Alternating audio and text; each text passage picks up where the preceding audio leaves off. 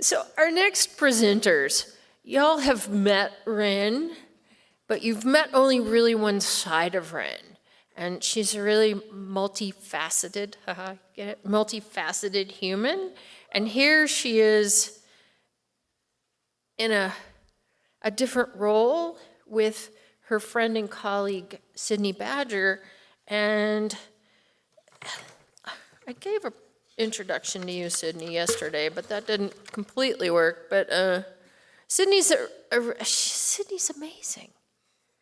What else do you need to know? She's a registered clinical counselor.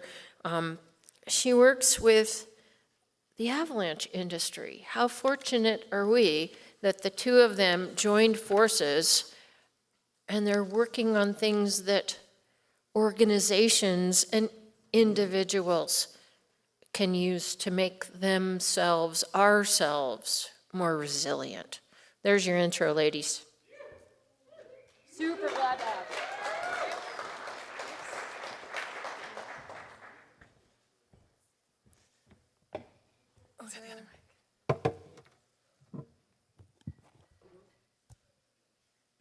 Hello. Yeah. And I'll just say a little bit more in terms of my introduction of those of you who weren't here yesterday. I did the Camano project from 2018 to 2022, and then that finished, and I was still standing. And I ended up taking a job with the Ministry of Transportation in British Columbia. And so now I run one of the highways programs there. So this project with Sydney is through my capacity as a district supervisor running one of our highways programs. Just so when you see the logo there, and it's a different hat than Camano. Great. So yeah, those of you who have not seen yesterday, my name's Sydney. I also live in British Columbia, about like a 10-hour drive west from where Wren's from, but we've managed to connect and develop this funny working relationship. We started calling each other our work wives. Wren is the one that directs us towards having fun, and I'm the one that makes sure we show up on time. So it's going really well for both of us. I think generally people who like to throw explosives like to have a good time. There's a theme there. But today, this presentation, this is a abridged version from yesterday's. We'll talk about some of the distinctions as we go. And today, we really just wanted to highlight a different way that we can talk about mental health in our industry. And so, critical incident stress management, CISM debriefs, this is one of the ways that our industry has become more normalized talking about mental health. But much like when avalanches already happen and we talk about doing rescues, doing CISM debriefs is a little late to the party. And there's a lot that we can do beforehand to be increasing how we're able to operate in the field, how we're able to operate in our playtime, and that's what we really want to highlight today. So when we're talking about stress and capacity in the field, talking about capacity is like another way that we could talk about resilience. I think sometimes resilience is a term that's used a bit liberally, like, if I'm so resilient, I can bounce off of everything. I'm like Teflon, I just get to keep going. And I really want to highlight today the ways in which, we don't necessarily want to always be able to override through what's going on. We do want to build our capacity to be able to expand the container that we have for taking in the stressors of our work or our play, and to be able to understand that that's, managing our risk in these environments also involves our individual selves, what we're bringing to the table that's not related to backcountry terrain, but also the interpersonal stressors that happen in our groups.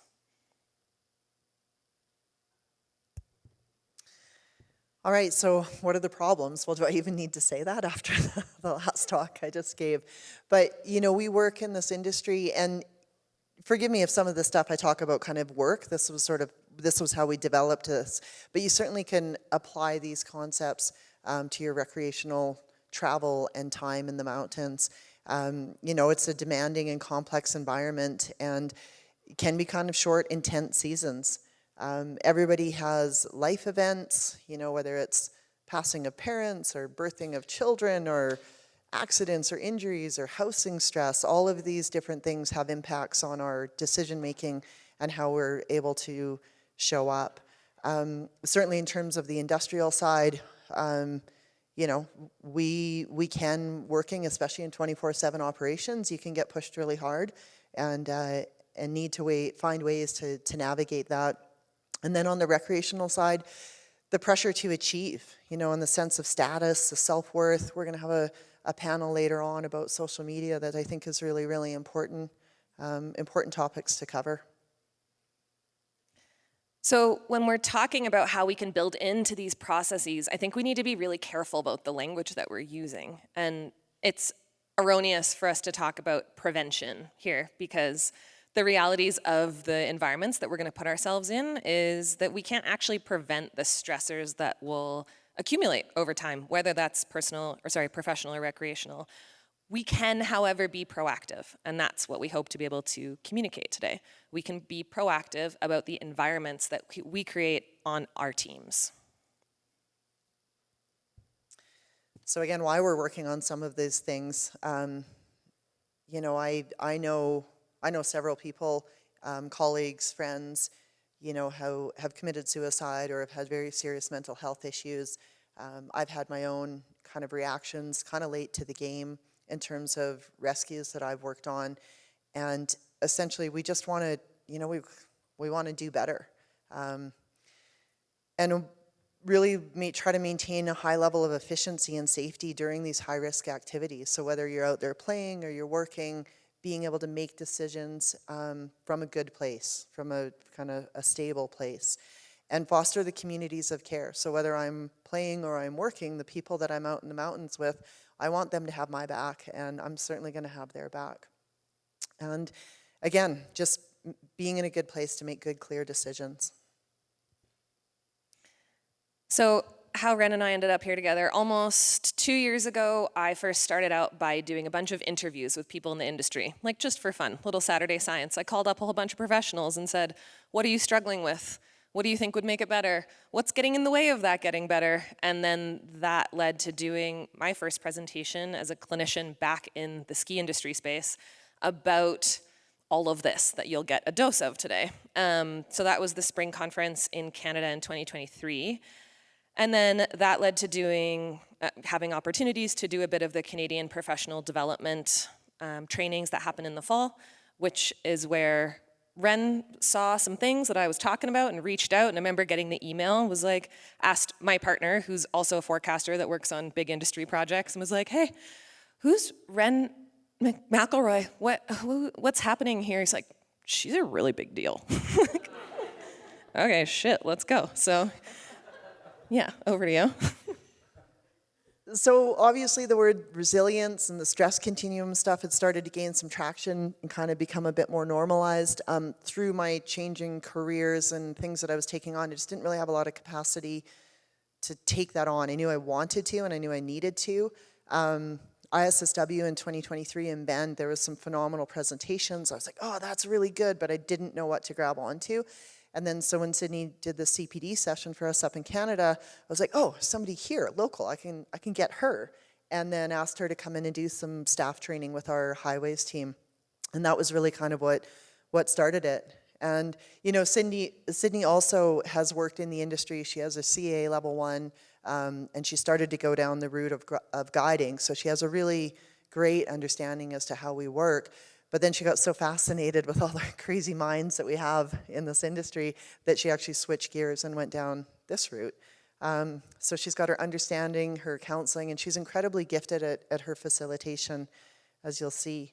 And then I just bring a bit of dusty mileage, and I like learning, and I'm committed to try to see some change. I've been in the industry for quite a while now, and I'm motivated to try to make things better.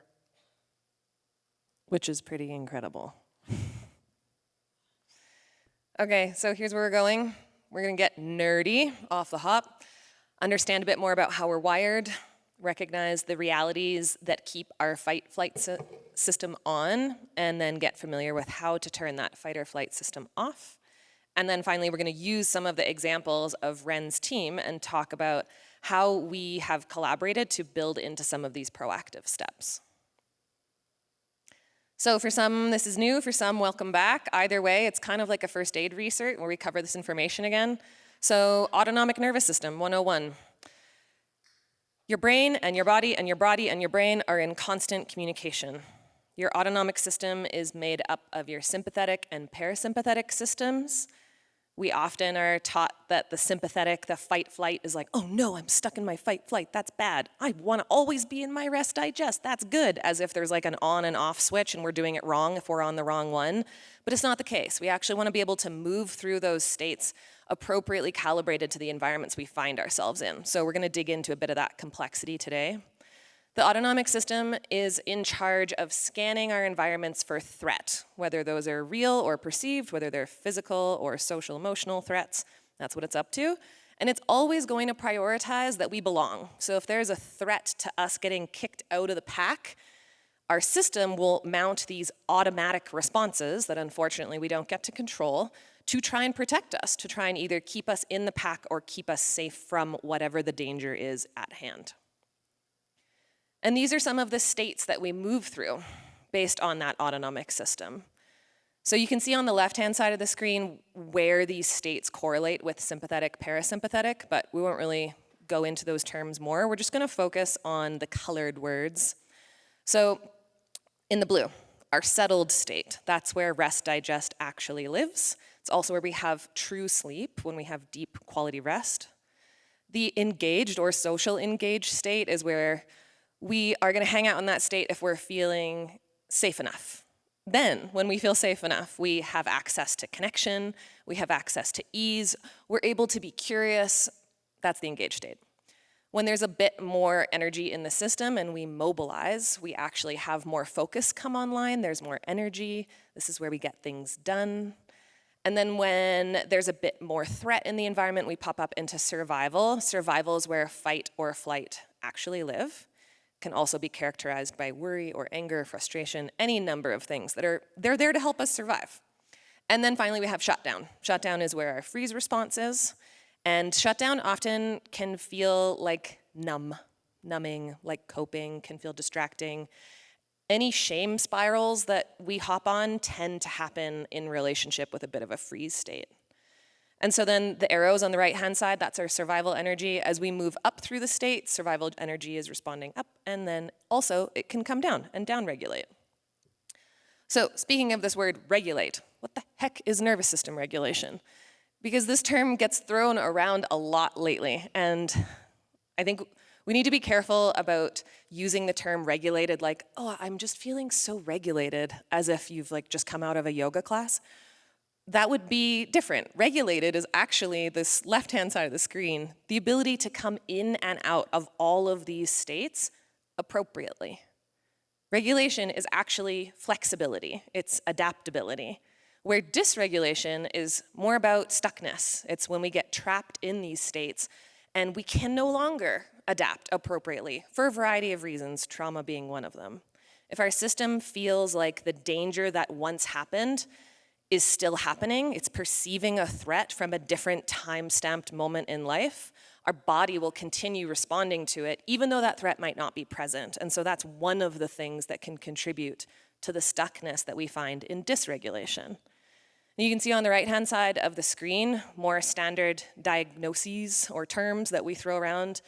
They correlate pretty well with the states that we talk about in the system. So being stuck in shutdown has very similar symptomology to depression.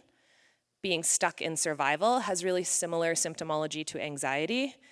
Mobilized is a lot like can't stop, won't stop. People who are always in the like engaged, connect, I'm here, I'm there. Also sometimes is a bit people-pleasy. So we want to be able to come in and out. That's the moral of the story with regulation. So this threat, when we have a real or perceived threat in our environment, that's what's going to make the difference from us just being mobilized, in motion, doing something, to being in more of a survival mode. And again, because our system is always scanning the environment in very simple ways to see, is there a threat here that I need to respond to, that response is going to be automatic. Just as a fun exercise for a hot sec, imagine if I said, okay guys, in 5 seconds, that door is gonna open, and 50 golden retriever puppies are gonna walk in the door. Just like notice what your body does right now. It's definitely not feeling threatened. It's like, ooh, really? What's happening there? That's an automatic response that's happening. And so we can either automatic respond into something nice, like a bunch of puppies, or we can automatic respond into something that's more threatening.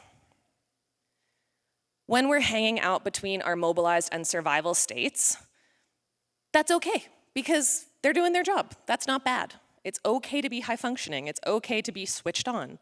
It's okay to do activity and adventure. And when we're doing activity and adventure, these are the states that we are spending time in. Great. They're required for doing our work in this industry, and they happen to keep us alive. So we're not here to hate on our survival states. We're just here to be able to recognize, when am I in them? And when I'm in them, the trouble then is not that I'm there. The challenges really start arising when I get stuck there, when I'm in the mobilized survival, maybe a bit of shutdown, on and on for so long, it exhausts the system. And so we need to start asking this question: what is getting in the way of us being able to switch off? Or translated to our automatic responses, what is in my environment that is preventing my system from feeling safe enough to stop responding? And in that, we can talk about examples in the industry, but we could also talk about examples that are personal.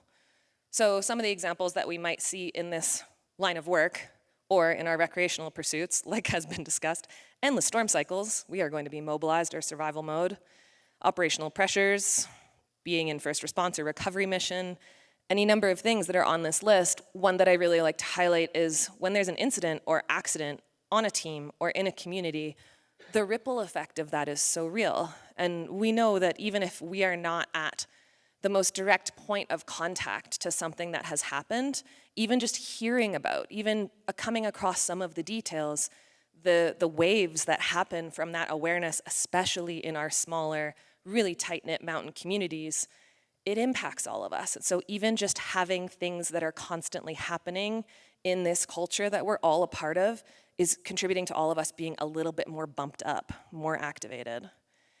In our personal lives, that could also be like, my kids are driving me crazy. I keep having domestics with my partner. My parents need support. So it's not just industry stuff, the we, the us that I bring into my work, into my play.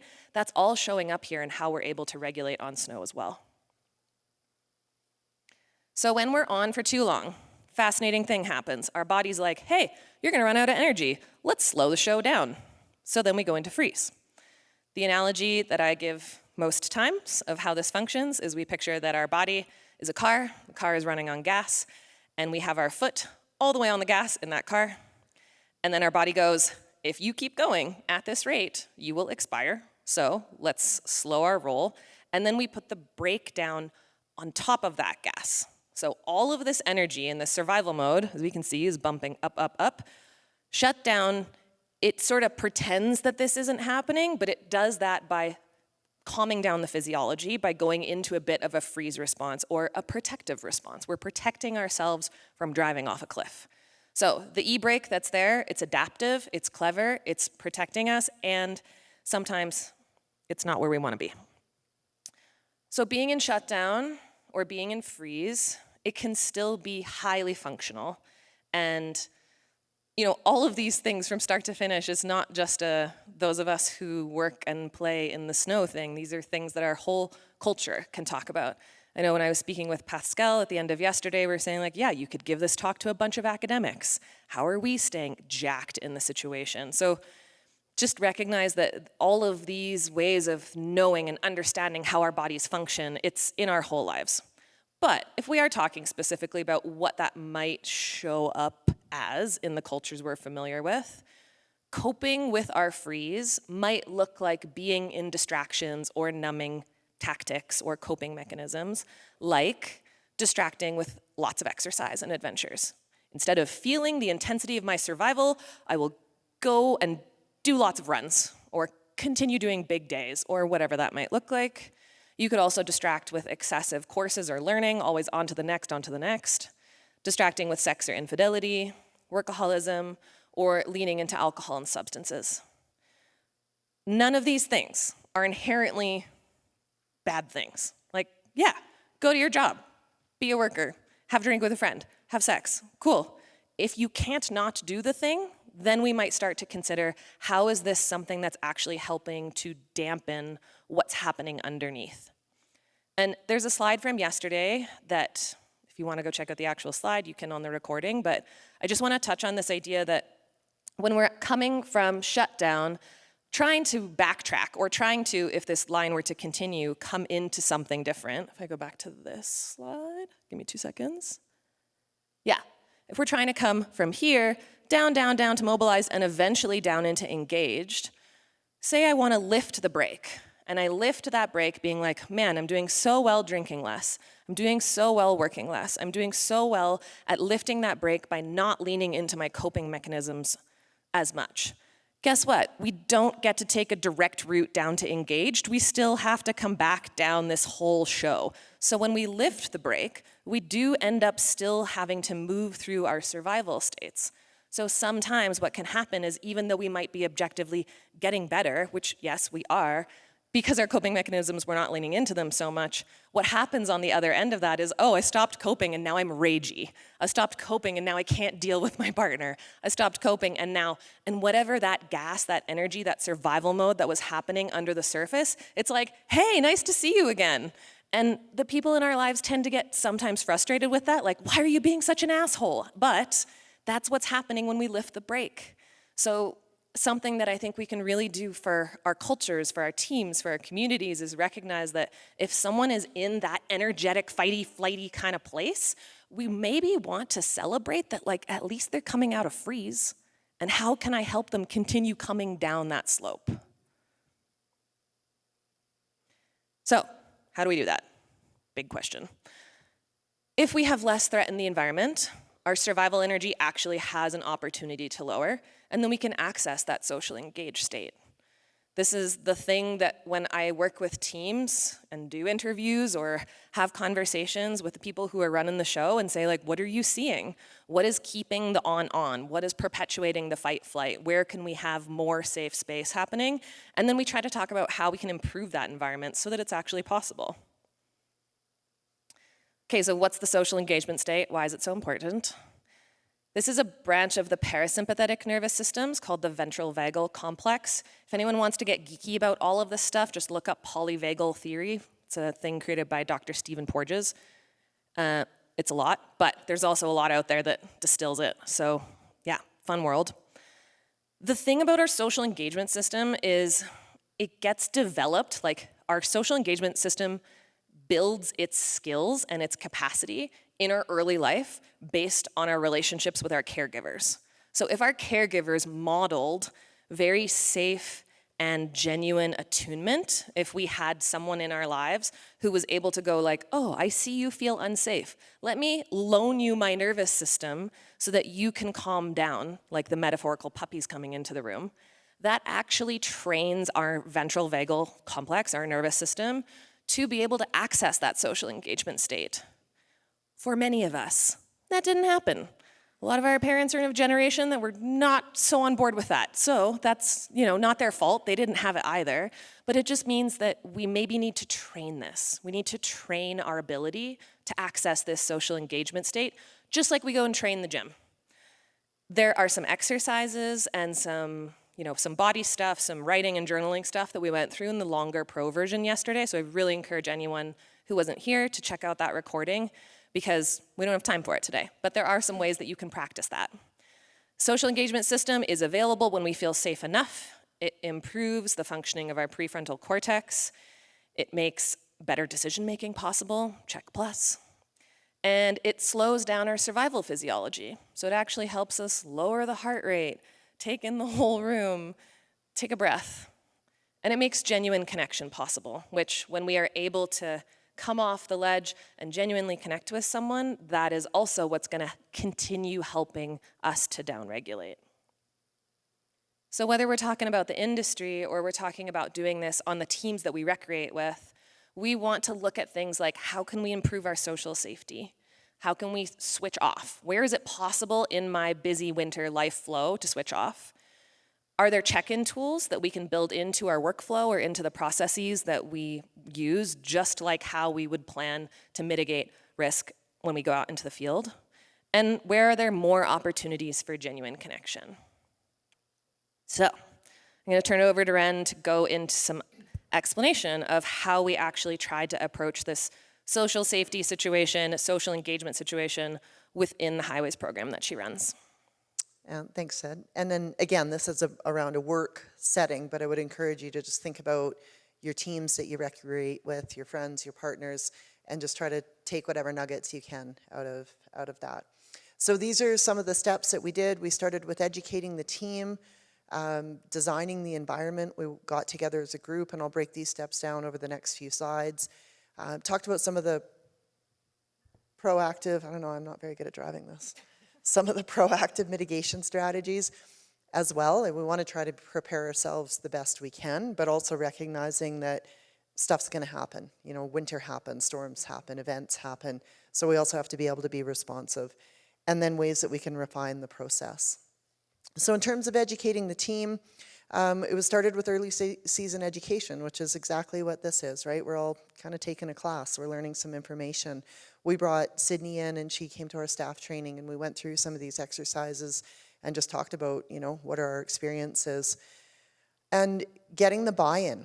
You know, I get pretty excited learning about how the brain and the body works and what those connections are, and talking about that, figuring out, and again, my motivation is to be able to make better decisions in high-risk environments. And my team was right on board. Everybody really wanted to engage with this. And then we wanted to be able to build a language, a shared language that we could communicate efficiently and authentically. So we don't have a lot of time in the morning to be able to go through things and break things down, so we need to be efficient with it. And then again, some of this information you've probably seen before, but just try to soak in what you can.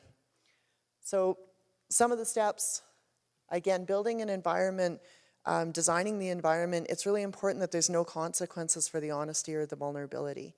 And, you know, I'm the first one to not want to put my vulnerability, although I've kind of done that this weekend, like, blah, here I am. But it's hard to do. It's hard to expose yourself in that way. So, you know, some of the things we did was just normalizing taking breaks. One of my coworker, my assistant, he has 2 very young children, and he takes dad naps. We have a bed in the back room, or sometimes a truck nap, or whatever you need to do.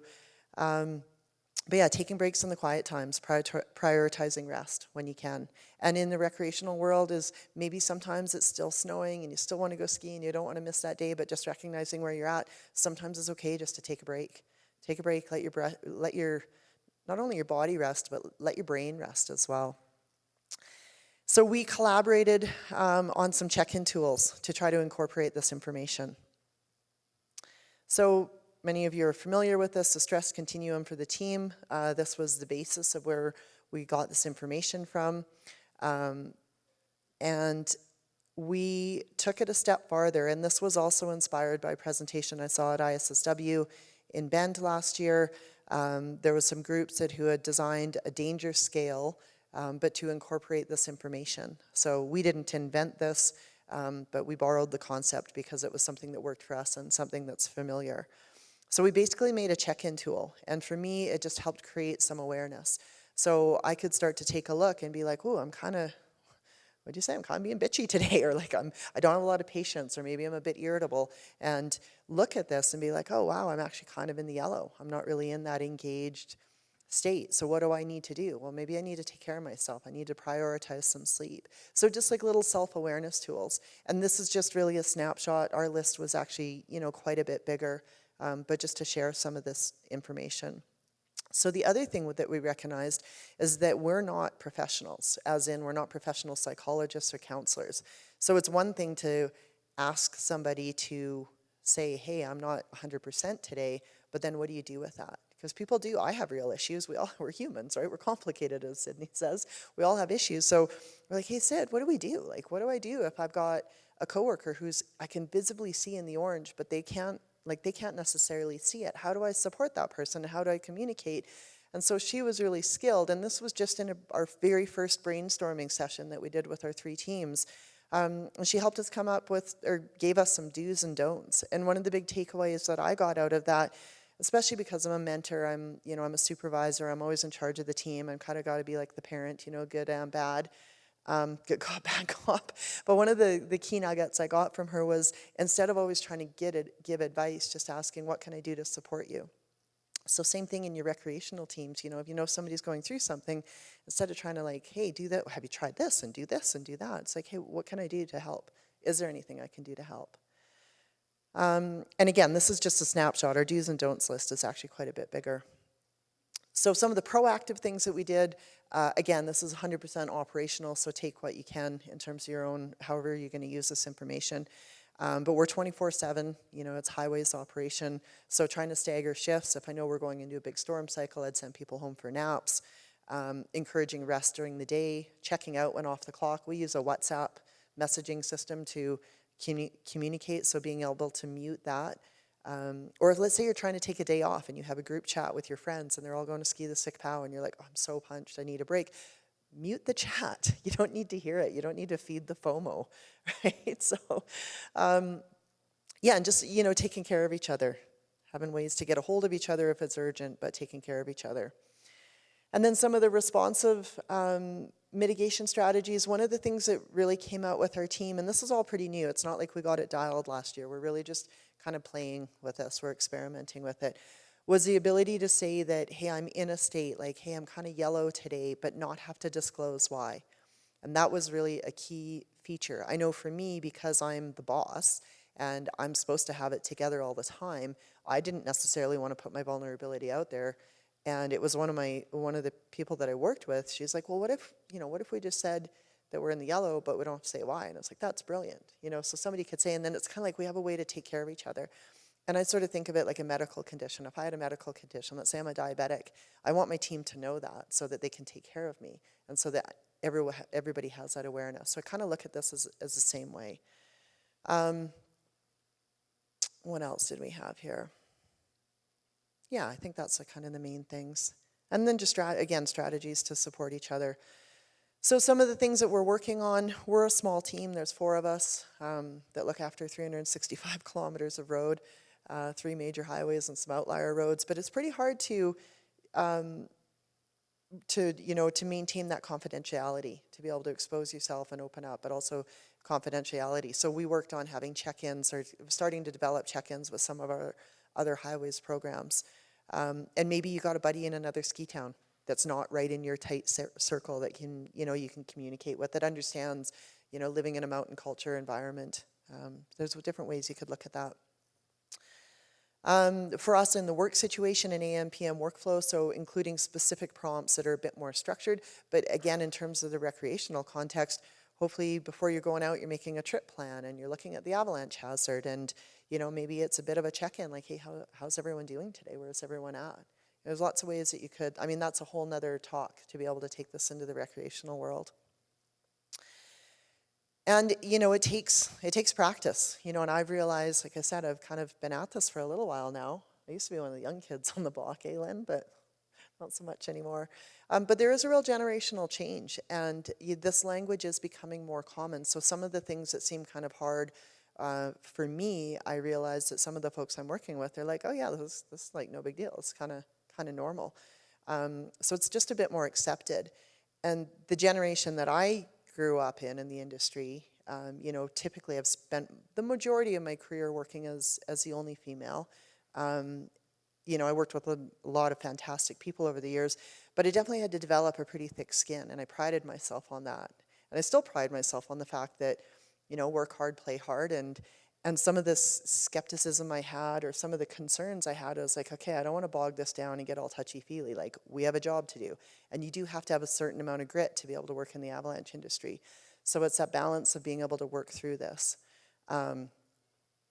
But what I realized is that it doesn't make us weak. It's not necessarily making me weak to my team. It actually makes us stronger as a team. So if I'm being more transparent and I'm being more open, they actually trust me more. And there's times when I'm like, hey, I've got my head is way up here dealing with all of these other things, but we're going out in the helicopter today. I need you guys to watch my back because I'm really fatigued. I'm tired. And it just, the teamwork that creates, it's like, let's look out for each other instead of this kind of competitive, beat each other down kind of scenario. It's not that great. Yeah, and again, understanding my limitations so that I can be in a better place to make better decisions. And, I really love what I do, and I love this industry, and I love the recreational side. I love all of it. That's why I've worked in the industry for 30 years. I do think we can I think we can do better, and I think we can make it more sustainable. So it's kind of my motivation.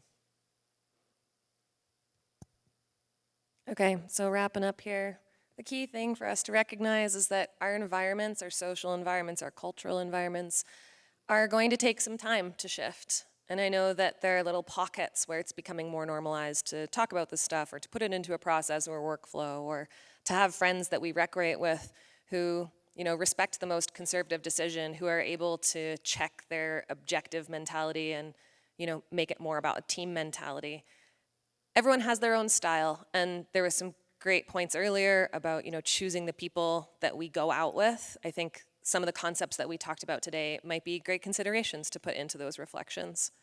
So this process is very adaptable. There's absolutely no right way to do it. Like, we and others like us in this industry are all building this ship as we sail it. That is very real. So just know that we're all in this position of asking more questions than having more answers, and it's about having the conversation. So let's keep it going.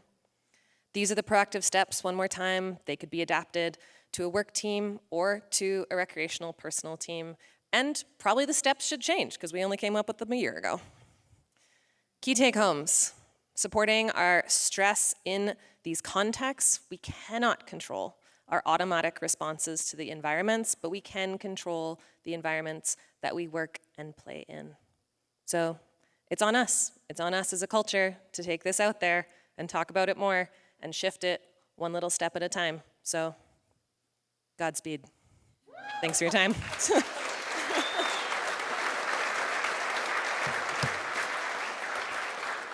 And may I just say, I don't even know if we can do Q&A, but maybe the Q&A is at the bar. And I just want to say one thing, which is when I shift from being like in the industry and working as a chef and doing things that people get all stoked on talking about to being a counselor, my like small talk receptivity dropped. Like, hey, what do you do for a living? Oh, I'm a therapist. Okay, talk to you later. Like, I'm a normal human. If you have any questions, please just come and chat. Happy to share. Thank you.